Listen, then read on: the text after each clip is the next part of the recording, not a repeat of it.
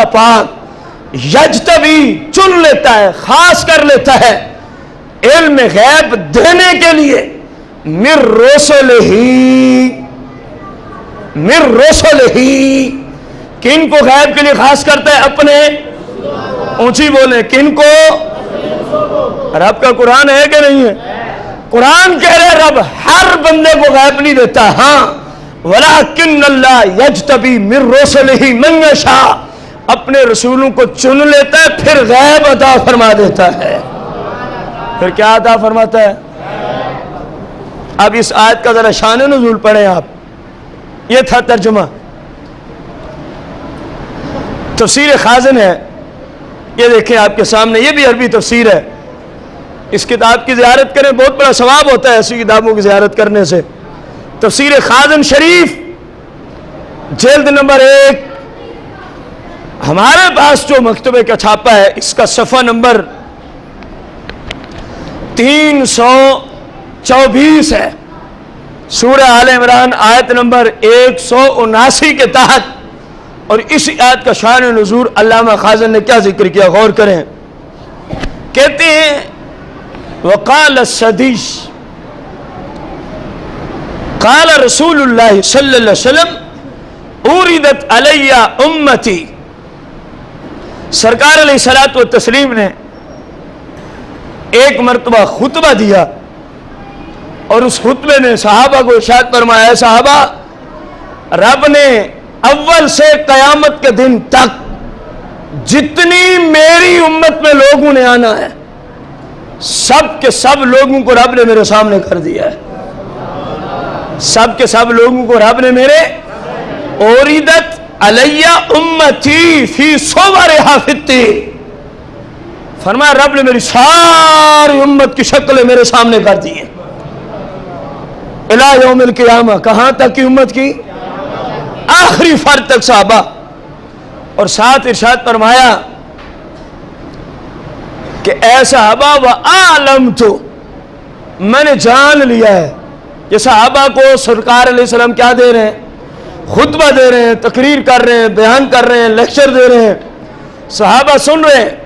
فرمایا وَأَعْلَمْتُ، صحابہ میں نے جان لیا، مَن يُؤْمِن بِي وَمَن يَكْفُرْ، کہ قیامت تک کون کون میری ذات پہ ایمان لائے گا اور کون کون میری شانوں کا منکر ہوگا۔ صحابہ میں نے سب کو جان لیا ہے، میں نے فَبَالَغَ ذَلِكَ إِلَى الْمُنَافِقِينَ، فَبَالَغَ ذَلِكَ إِلَى، یہی حضور علیہ السلام کا خطبہ، یہی تقریر، یہی بیان، یہی درس کن لوگوں تک جا پہنچا؟ فَبَالَغَ ذَلِكَ إِلَى الْمُنَافِقِينَ، اس زمانے کے جو منافق تھے ان تک یہ بات جا پہنچی۔ کون سی بات؟ کہ سرکار نے فرمایا میں قیامت تک جتنے آنے والے ہیں سب کے ناموں سے، ان کی ولدیت سے، ان کی شکلوں سے، ان کے دلی اعتقادات سے صحابہ میں واقفیت رکھتا ہوں، مجھے پتہ ہے کون میری شانوں کو مانے گا اور کون میرا گستاخ ہوگا۔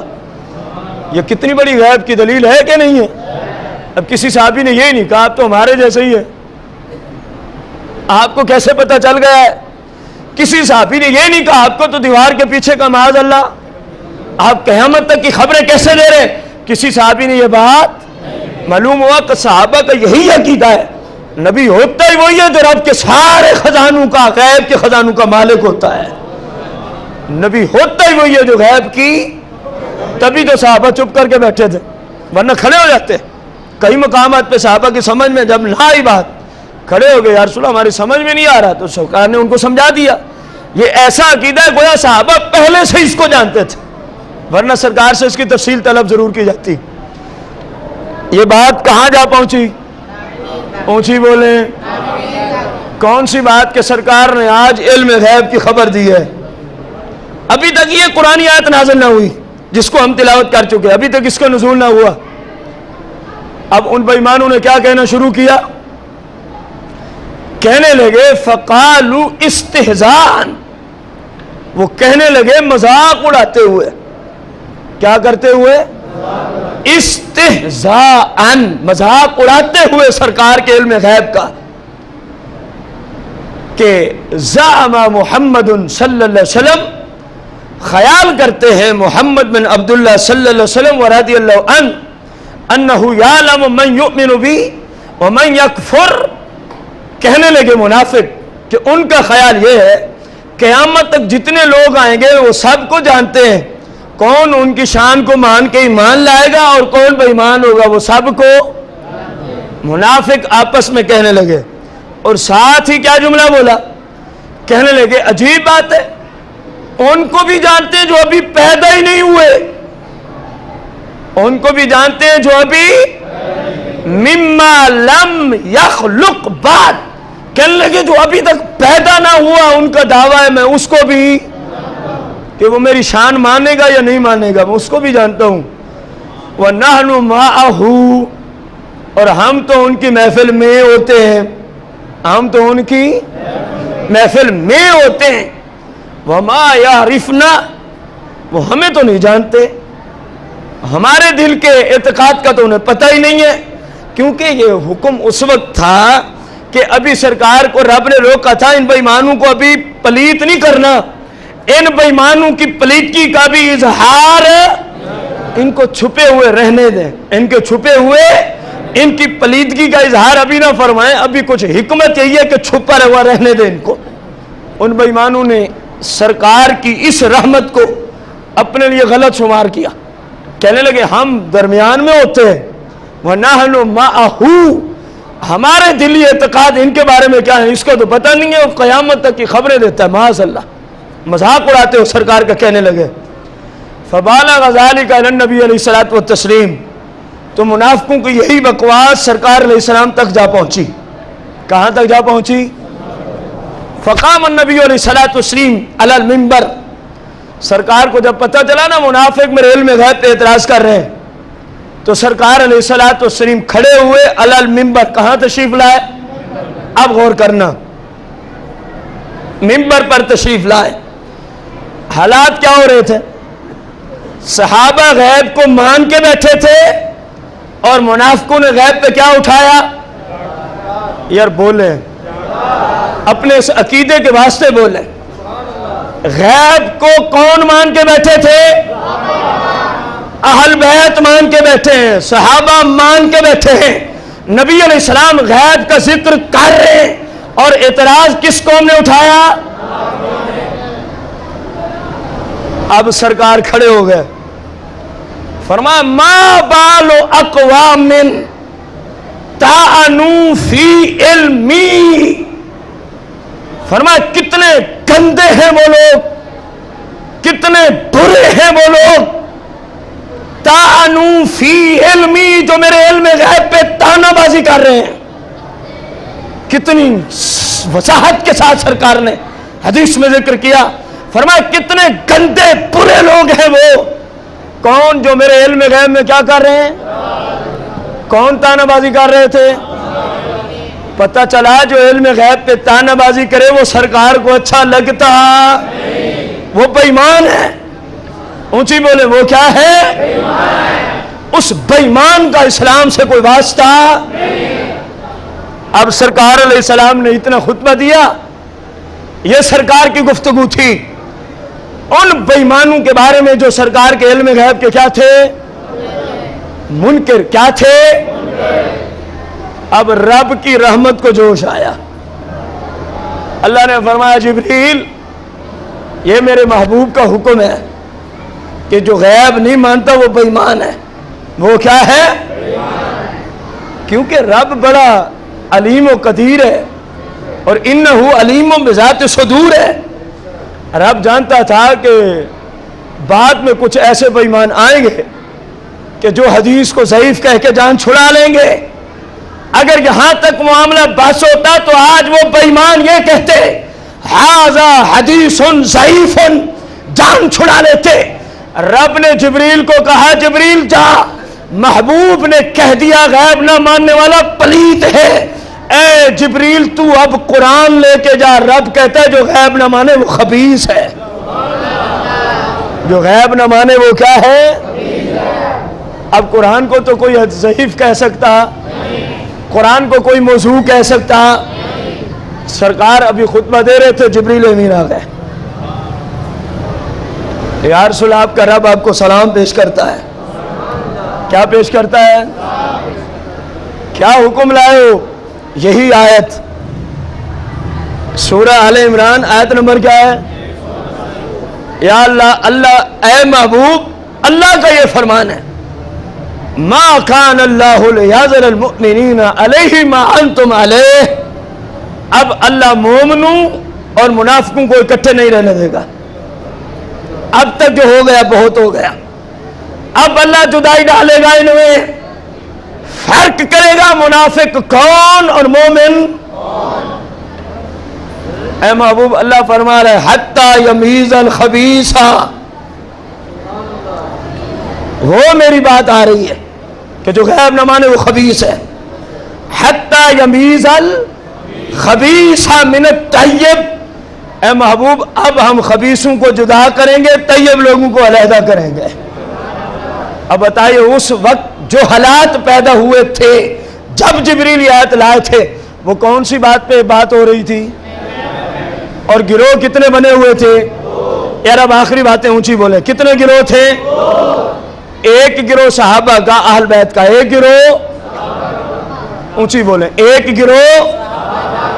اور دوسرا غیب ماننے والے کون تھے؟ اور غیب پہ تانے بازی کون کر رہے تھے؟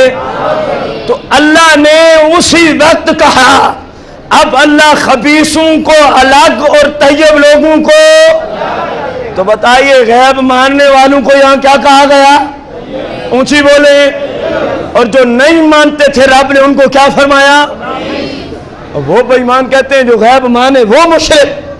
اور قرآن کہہ رہا ہے جو غیب مانے وہ طیب و طاہر ہوتا ہے، وہ طیب ہو. اور قرآن نے بتا دیا جو غیب نہ مانے وہ خبیث. اب جو بھائی شروع سے اب تک میرے اس بیان میں موجود ہیں، میں نے پچھلے جمعہ مبارک میں ایک جملہ بولا تھا کہ جو مطلقاً علم غیب کا منکر ہے وہ کیا ہے؟ اونچی بولیں، کافر. وہ کیا ہے؟ اس وقت میرے پاس دلائل تھے کہ کیوں کافر ہے. مجھے علم تھا کہ وہ قرآن کا منکر ہے. اب آج کی علم غیب کی قسط آپ نے قرآن کی روشنی میں سنی کہ نہ سنی؟ اب آپ نے بتانا ہے، اونچی گواہی دینی آپ نے اس قرآن کو سننے کے بعد. جو مطلقاً علم غیب کا منکر ہو، خواہ وہ کسی مسلک سے تعلق رکھتا ہو، جو کہ نبی کو سرے سے علم غیب نہیں ہے، بتائیے وہ قرآن کی ان آیات کا منکر ہے کہ نہیں ہے؟ اونچی بولیں. اور جو قرآن کی کسی آیت کا منکر ہو وہ. اس وجہ سے میں نے پچھلے جمعہ مبارک پہ یہ جملے بولے تھے کہ جو مطلق کہے نبی کو سیرے سے غیب ہوتا وہ بندہ دار اسلام سے. اب آپ کو بھی اس بات کا علم ہو گیا، اب آپ کو بھی اس بات کا علم ہو چکا ہے کہ قرآن میں رب نے نبیوں کو کیا عطا فرمایا ہے؟ اونچی بولیں. اب بعض لوگ آپ کو سورہ اعراف آیت نمبر 188 پڑھ کے سنائیں گے.